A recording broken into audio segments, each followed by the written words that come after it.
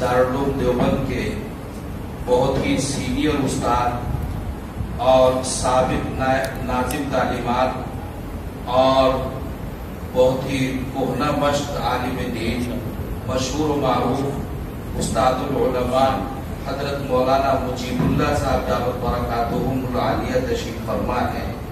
मैं उनसे दरख्वास्त करता हूँ, तबीयत उनकी ऐसी नहीं है लेकिन फिर भी दरख्वास्त है और बिलखुसूस हमारे मोहतरम मुफ्ती फारूक साहब की बड़ी ख्वाहिश है कि वो तशरीफ लाकर कुछ मुख्तसर से वक्त में नसीहत फरमाएं।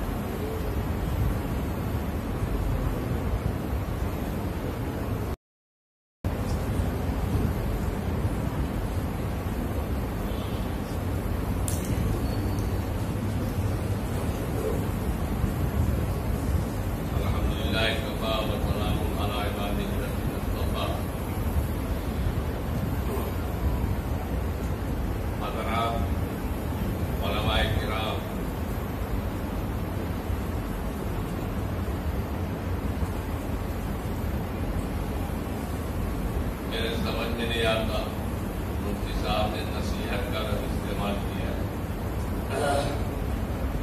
मैं आप हज़रात को क्या नसीहत करूं? हाँ, ये है कि मैं आपको अपनी जिम्मेदारियों की तरफ मुतवज्जे करना चाहता हूं। अपनी अपनी पहुंच के एतबार से, अपनी अपनी समझ के एतबार से तो बहरहाल आप बैठे नहीं हैं, खाली अपनी जिम्मेदारियां अदा कर रहे हैं।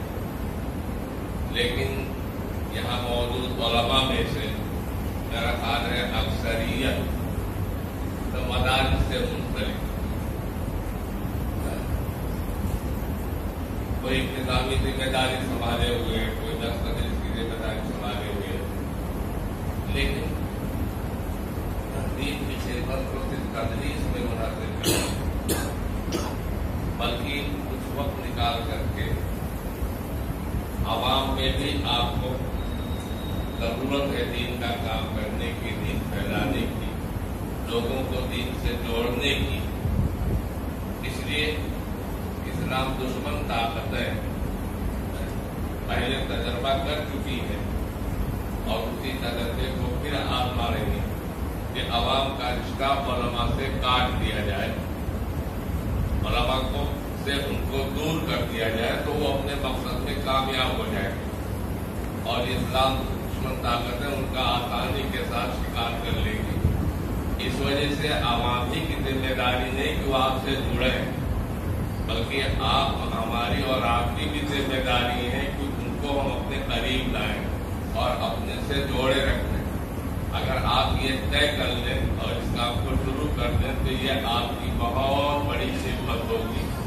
तो आप अपने आप को सिर्फ 10 और तदरीसी से जो है इसके अंदर महसूस न रखें, बल्कि आगे बढ़ करके ये जिम्मेदारी भी अपने सर लें। इंशाअल्लाह ताला इससे बहुत फायदा होगा। वक्त एक कम है, मेरी तबीयत भी ठीक नहीं, मुफ्ती साहब का हुक्म था, इस वजह से चंद कलमा टूट के आपके सामने हमने रख दिया। अल्लाह ताला कबूल फरमाए।